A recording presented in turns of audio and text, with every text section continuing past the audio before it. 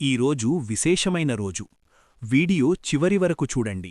రంగుల పండుగ అయిన హోలీతో పాటు సంపూర్ణ చంద్రగ్రహణం సంభవించడం విశేషం. సాధారణంగా హోలీ అంటే ఆనందం, రంగులు, ఐక్యతకు ప్రతీక. కాని ఈసారి ఆ ఆనందానికి ఆకాశంలో ఒక అద్భుత దృశ్యం కూడా జతకలిసింది.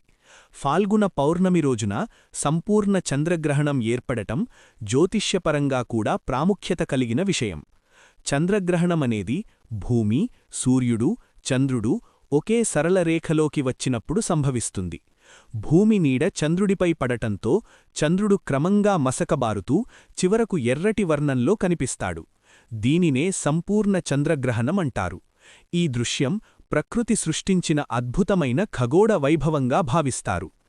ఈరోజు సంభవిస్తున్న గ్రహణం సంపూర్ణమైనదైనా తెలంగాణలోని హైదరాబాద్ మరియు నల్గొండ ప్రాంతాల్లో చంద్రోదయం తర్వాత చివరి దశ మాత్రమే కనిపించనుంది. సాయంత్రం సుమారు 6:22 గంటల తర్వాత ఆఖరి భాగాన్ని వీక్షించే అవకాశముంటుంది. అందువల్ల ప్రజలు చంద్రోదయం సమయానికి ఆకాశాన్ని గమనిస్తే ఈ అరుదైన దృశ్యాన్ని చూడవచ్చు.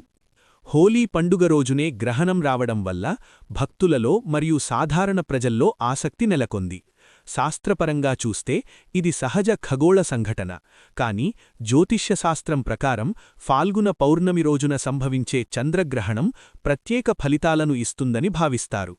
ఈ సందర్భంలో 12 రాసులపై గ్రహణ ప్రభావం ఎలా ఉంటుందనే విషయంపై అనేక తెలుగు వార్తా సంస్థలు విశ్లేషణలు ప్రచురిస్తున్నాయి.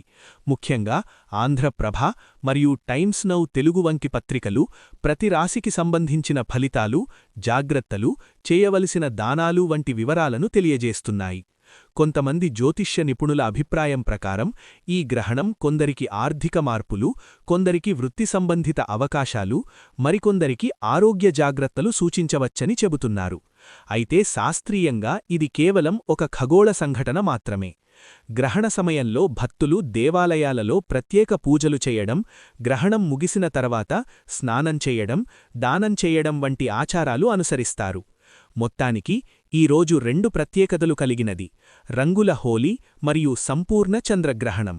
ఒకవైపు ఆనందోత్సాహాలతో రంగులు చల్లుకుంటూ పండుగను జరుపుకుంటే, మరోవైపు ఆకాశంలో జరిగే ఈ అరుదైన ప్రకృతి అద్భుతాన్ని వీక్షించే అవకాశం లభిస్తోంది.